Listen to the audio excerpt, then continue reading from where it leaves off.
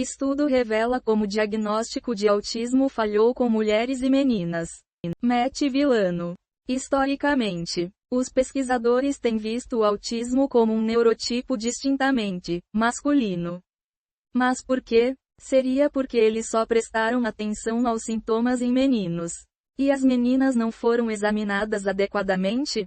Meninos têm 10 vezes mais probabilidade de serem encaminhados para avaliações de autismo do que meninas, mostrou uma revisão de 2020. E um estudo de 2023 sugere que até 80% das meninas e mulheres podem receber um diagnóstico de ansiedade social, transtorno alimentar ou transtorno de personalidade borderline antes de serem diagnosticadas corretamente como autistas. Autismo. Quais sinais observar e possíveis causas? Diagnóstico tardio. Como o autismo na vida adulta ainda é pouco reconhecido. Dia Mundial do Autismo. Inclusão escolar ainda é desafio. Esses vieses e deficiências são o tema de Fora do Espectro. Por que a ciência do autismo falhou com mulheres e meninas? Um novo livro da especialista em imageamento cerebral Gina Rippon. Rippon, professora emérita de neuroimagem cognitiva no Centro Cerebral Aston em Birmingham, Inglaterra, investiga como e por que cientistas e clínicos sistematicamente subestimaram e negligenciaram o autismo em mulheres e meninas. Em uma revisão de 2024, Rippon descobriu que dos mais de 120 estudos testando modelos cerebrais de autismo que ela examinou, quase 70% dos estudos testaram apenas homens ou incluíram muito poucas mulheres. Ela observou que menos de 10% dos 4.000 participantes nesses estudos eram mulheres. Rippon disse que ficou surpresa ao descobrir a extensão em que ela e seus colegas haviam fundamentalmente compreendido mal a natureza do autismo em meninas e mulheres. A CNN conversou recentemente com a professora sobre autismo em meninas e mulheres, os desafios dos diagnósticos atuais e como os profissionais médicos podem pensar diferentemente sobre triagem sem viés. Gina Rippon. Havia uma crença muito forte até recentemente de que o autismo era um problema masculino.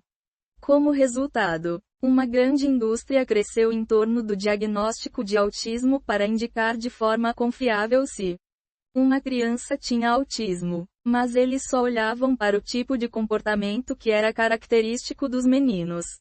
Se meninas apresentassem comportamento similarmente desordenado, a ideia de que poderia ser autismo simplesmente não emergia. Ela ainda explicou: havia testes considerados padrão ouro. Mas como os testes eram baseados em meninos, as meninas seriam excluídas. Para uma neurocientista, como eu que queria estudar o autismo em mulheres, eu não conseguiria encontrar mulheres que haviam sido diagnosticadas como autistas. Ficou enraizado em nossa consciência. Ok, este é um problema masculino. Então provavelmente é melhor apenas olhar para os homens. A professora também relatou que os dados diagnósticos estavam viciados desde o início. Ela explicou que isso se relaciona com o fato de não haver um biomarcador para o autismo. Não há um raio-x útil ou algum teste físico que possamos usar para diagnosticar autismo. Em vez disso, há uma enorme variedade de comportamentos diferentes que, ao longo dos anos, foram identificados como característicos de crianças autistas. Mas tudo é baseado em como se manifesta em meninos, disse Kevin Pelfrey, um dos principais pesquisadores de autismo no mundo.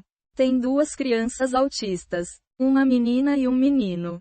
Sua esposa descreve como foi difícil para eles conseguir o diagnóstico da filha. Você pensaria que eles saberiam do que estavam falando. Mas o diagnóstico da filha foi descartado em toda parte. Especialistas diziam: ela é tímida, vai superar isso. Acrescentou: difícil identificação. Rippon informa que existe o viés de confirmação clássico, que é a tendência de interpretar novas evidências como uma confirmação das próprias crenças existentes. Segundo ela, pesquisadores apresentaram cenários hipotéticos idênticos a professores dizendo: esta criança apresenta esses tipos de questões em sala de aula. Então você acha que esta criança pode ser autista? Você acha que esta criança pode precisar de apoio especial? Os professores são muito mais propensos a dizer sim à noção de que a criança era autista e precisava de apoio se a criança se chamasse Jaque do que se a criança se chamasse Chloe. Continuou. Diferenças comportamentais em crianças autistas emergem cedo. Esses são momentos em que professores que têm ampla experiência com uma gama muito maior de crianças deveriam ser capazes de dizer: este tipo de comportamento é incomum. Acredito que devemos ir além.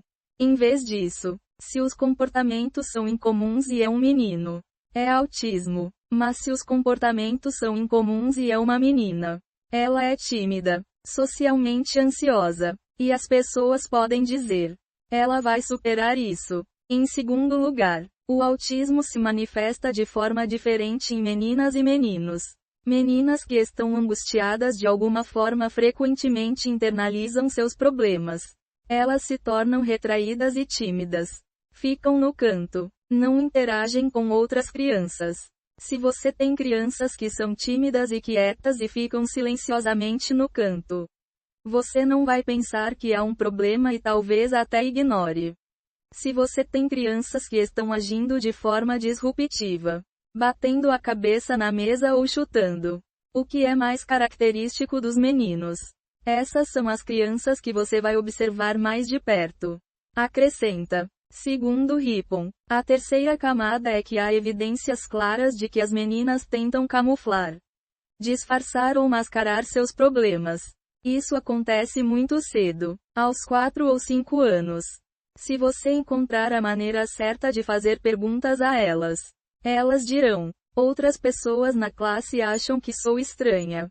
Eu tento descobrir por que elas acham que sou estranha e tento não me comportar de forma estranha. Eu chamo essas crianças de camaleões.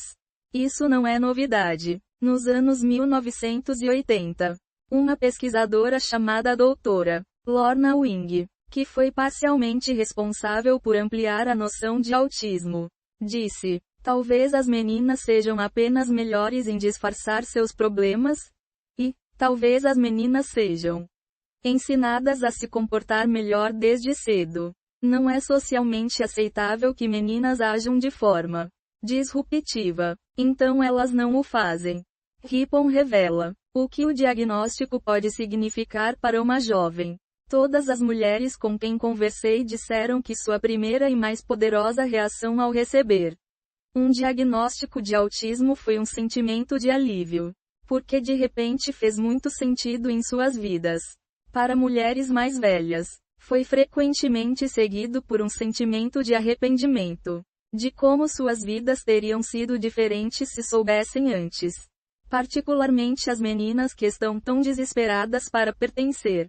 O que me impressionou é o quanto isso está em desacordo com a visão do autismo como um distanciamento, como se indivíduos autistas não estivessem interessados em contato social com mulheres autistas. É quase o contrário. Elas estão desesperadas por contato social, mas lhes falta o que poderíamos chamar de instinto social. Saber como se comportar em situações sociais. Disse. Uma das meninas com quem conversei para meu livro me disse que é um pouco como pessoas que são surdas de nascença não entenderiam que existe esse tipo de algo invisível que é o som das palavras que as pessoas usam para se comunicar umas com as outras. Meninas autistas poderiam ser descritas como surdas para a linguagem do comportamento social. Então elas não entendem como se posicionar adequadamente ou manter contato visual. Ou que não se deve falar sobre seu assunto favorito por 1 hora. Para essas meninas, um diagnóstico pode ser muito libertador e validador. Rippon responde como: os especialistas podem aprender a diagnosticar meninas em idade mais jovem. Uma coisa que me impressionou é que a noção de hipersensibilidade a questões sensoriais, como roupas que coçam, luzes brilhantes, cheiros e assim por diante, é mais característica de meninas no espectro do que meninos. E isso só recentemente foi incluído no diagnóstico. Estava na última edição do Manual Diagnóstico e Estatístico de Transtornos Mentais. DSM-5-TR.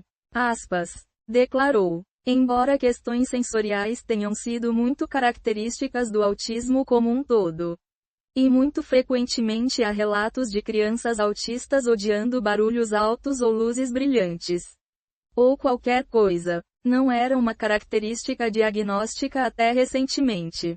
Ter isso nos critérios diagnósticos pode ajudar a aumentar a conscientização e aceitar que crianças autistas de ambos os sexos devem ter permissão para acomodações especiais na escola, como fazer testes em uma sala separada ou usar fones de ouvido. Isso é muito importante, acrescentou. A especialista ainda relatou, para meninas autistas como camaleões, que podem ser hipersensíveis ao que percebem como rejeição social. Também é importante ensinar bondade a todas as crianças. Algumas das entrevistas mais tristes que tive foram com jovens meninas que estavam hiperconscientes de que as pessoas as achavam estranhas e esquisitas.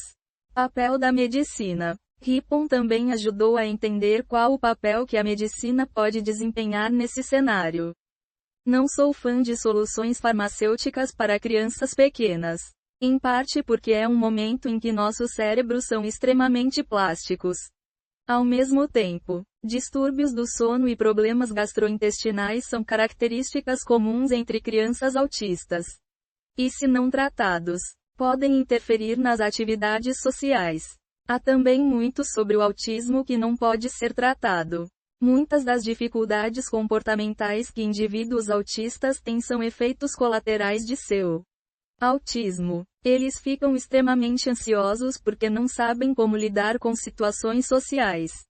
Não porque precisam de medicação para ansiedade.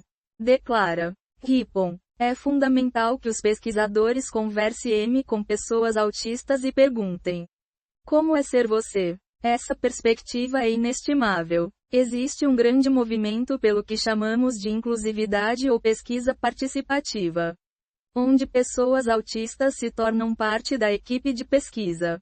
Eles aconselham sobre quais tipos de perguntas fazer e como interpretar as respostas obtidas. Há um vídeo que recomendo chamado Chegaram as Meninas. E nele, mulheres autistas basicamente dizem: somos autistas. E é assim que é para nós. Acredito que a inclusividade é o futuro. Aspas. Ela completa garantindo que o autismo não afeta apenas meninos. Meninas também podem ser autistas. O mundo não acomodou meninas autistas até a última década mais ou menos. Felizmente, isso está mudando. Chegaram as meninas. Completa. Autismo. Entenda os diferentes níveis, subtipos e tratamentos. Este conteúdo foi criado originalmente em Ver Original. Meninos têm 10 vezes mais probabilidade de serem encaminhados para avaliações de autismo do que meninas, mostrou uma revisão de 2020. E um estudo de 2023 sugere que até 80% das meninas e mulheres podem receber um diagnóstico de ansiedade social, transtorno alimentar ou transtorno de personalidade borderline antes de serem diagnosticadas corretamente como autistas. Esses vieses e deficiências são o tema de Fora do Espectro. Por que a ciência do autismo falhou com mulheres e meninas? Um novo livro da especialista em imageamento cerebral Gina Rippon. Rippon disse que ficou surpresa ao descobrir a extensão em que ela e seus colegas haviam fundamentalmente compreendido mal a natureza do autismo em meninas e mulheres. A Senan conversou recentemente com a professora sobre autismo em meninas e mulheres, os desafios dos diagnósticos atuais e como os profissionais médicos podem pensar diferentemente sobre triagem sem viés. Rippon revelou que o diagnóstico pode significar para uma jovem. Todas as mulheres com quem conversei disseram que sua primeira e mais poderosa reação ao receber um diagnóstico de autismo foi um sentimento de alívio, porque de repente fez muito sentido em suas vidas. Para mulheres mais velhas, foi frequentemente seguido por um sentimento de arrependimento, de como suas vidas teriam sido diferentes se soubessem antes. Rippon responde como os especialistas podem aprender a diagnosticar meninas em idade mais jovem. Há um vídeo que recomendo chamado Chegaram as Meninas. E nele, mulheres autistas basicamente dizem: somos autistas. E é assim que é para nós. Acredito que a inclusividade é o futuro.